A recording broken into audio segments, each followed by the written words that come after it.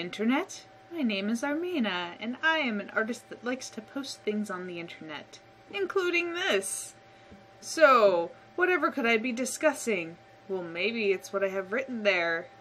Yeah. Okay, so, digital inking tutorial. Why am I doing this? Because I don't think there's a lot of good explanations out there. I've seen a few, and I felt like they were missing a few key points, so I thought I'd try my hand at it. I'm sure there's somebody that's done this better than I am, but I'm gonna do it anyway. Okay, so, digital inking, I found, has been one of the a large complaint of a lot of other artists and a lot of my friends. There are very few that I've found that have really said to enjoy digital inking, and I think that's a shame. Digital inking, in my opinion, is really fun. It's just as fun as regular inking, which I also enjoy. Imagine that. So, first I want to go through what exactly is inking, as strange as that may seem. But the reason why I want to go through that is this. I think one of the problems with inking, and a lot of the artists that do that, is that they think inking is outlining, which that is the wrong way to look at it. Inking is, in my opinion, editing. It is a form of editing. It's its own set of shapes. It should be just as important as the coloring and the rendering that you put into any piece. Now, how is inking any different from outlining, you might ask? Well, this is just an example. Now, I've got this piece here. I realized I forgot to hide the layers before, but okay. So, this is what would be an outline. Just straight, solid. I'm just gonna go exactly over the lines how I see them here and just do exactly what I see. That is what outlining is. As you can see, this is pretty basic. Yeah, that's pretty basic. That's not what you want to do. You want to be able to breathe life into these lines, give them purpose and meaning, and I'm saying big fancy words, but hopefully you get what I mean. For really good inking, you want it to have good weight. You want it to have depth, and you want it to have it sort of emotion all its own. How you achieve this is different from person to person. So I'm not going to go too much on actual variations, because if you look between different comic book inkers and different cartoonists and stuff, there's different forms of inking. So there's different ways of making it pop, and I'm not going to say any one way is a right way. But as you can see already, and probably from the layer I had before, this is a significant difference in the effect of what it looks like to the viewer and how it's interpreted. Also, a lot of times when I'm inking, I'll kind of tweak things a bit. Oftentimes I'll be editing shapes and improving anatomy and stuff as I ink, because like I said, inking is editing. Your sketch is just your outline. So, there you go. Now, as far as settings for inking goes, first of all, yeah, I should probably get into the point where I am using OpenCanvas 5. Most people have probably heard of OpenCanvas 1.1, the kind that you can network in, you know? But this is actually the most recent version of it. I've been using this for years. I absolutely love it. Yes, this is a purchased copy. This is a legitimate copy. This is a great program. I absolutely love it. But as far as general settings go, I find that it's best to have your minimum size set as small as possible as you can, if you can. And then I generally tend to have the larger one set up to 10 pixels. Sometimes 8. It really depends on what I'm working on, also the size that I'm working on. If you're working on something particularly large, you're going to want your maximum size bigger. You might even need to bump up the minimum size a little larger if you're working very large. But if you're working small and you don't want really thick lines, then you're going to need a smaller maximum size. So, no big surprise there. But I tend to have a really big gap because I am very reliant on my pressure controls. I'm using an Intuos Wacom, so it's really sensitive to that, and it makes it really nice.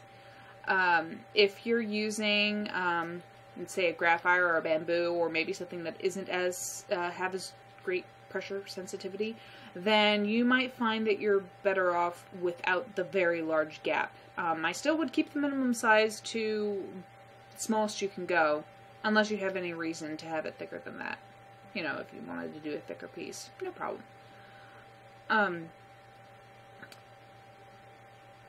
Now, I personally prefer inking in open canvas because of, well, I don't know if you can pretty well see, but the lines are really crisp. It's really crisp without being pixelated. It's just enough such that it's really smooth and it just looks fantastic. You can use Photoshop for inking. I just don't recommend it. Personally, I just don't like it. The reason being is, well, the fuzziness, for one. This is Photoshop CS2. One of my bigger problems with other Photoshop is that you could not choose the minimum diameter. I think it started in the CS series, but after that, you could not choose your minimum size. You had no way of doing it. The program chose it for you, and that was the most frustrating thing about brush controls in Photoshop, in my opinion. And it made for really frustrating inking. But now it's just a matter of, it's always a little fuzzy. Now, for some people, that's perfectly fine. There are many artists that use that to their advantage, and and I don't see why you can't either. And then, of course, there's always the option of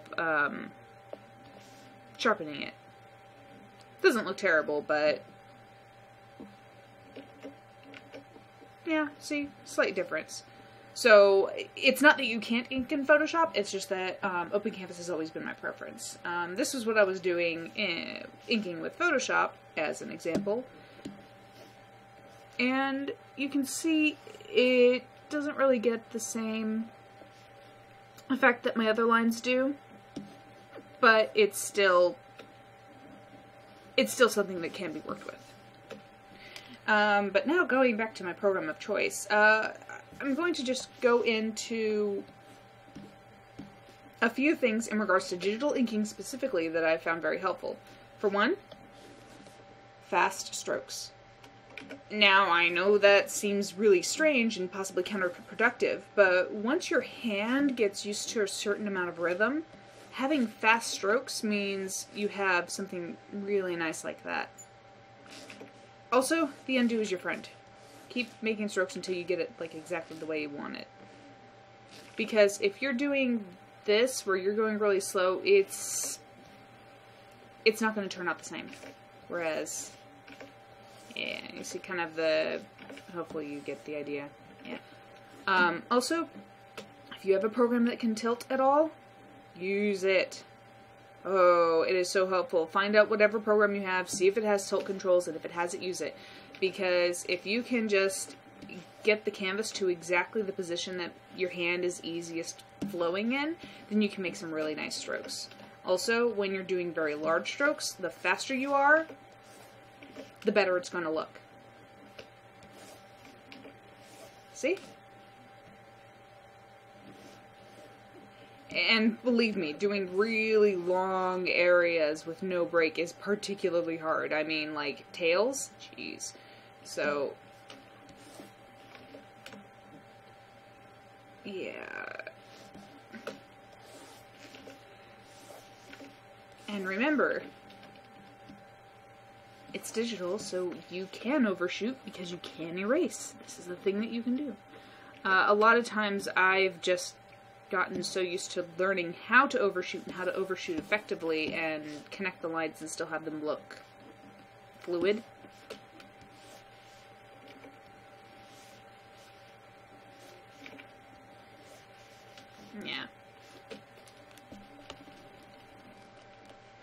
Also, for your brush, for your eraser, make sure that it has pretty much the same exact settings that your pen brush has. That way, when you erase, it doesn't look too odd. You don't want a fuzzy brush erasing your crisp lines. You want a crisp brush erasing your crisp lines. And then, of course, probably just practicing pen strokes. It will make a big difference if you just do a bunch of these. You know, just practice your strokes and see how your pen moves, see how it feels. Knowing how your tools work is probably your biggest boon to be able to ink correctly.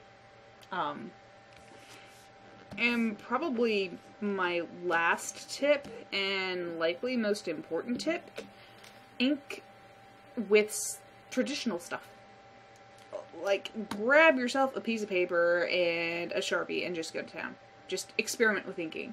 I started out with doing a bunch of really thick lines and doing dramatized inking to get a feel for it. And I think, and that's really what helped me get into inking itself. Once my hand knew the lines with, you know, microns and comic pens and Sharpies, then it knew the lines for using my tablet. And what really helped actually was brush pen work very recently, because you can kind of get the same with comic pens and sometimes other pieces. You can get the sense of that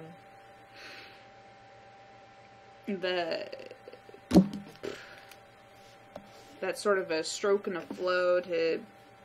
But with brush pens, you really have to be precise in how you wield it in order to get the thickness you want and the line that you want. So learning how to wield a brush pen really helps with your traditional inking. Even if you just get a brush and an inkwell, you know, just a pot of black ink and just practice with that, that's pretty much the same thing. Brush pens are just really convenient.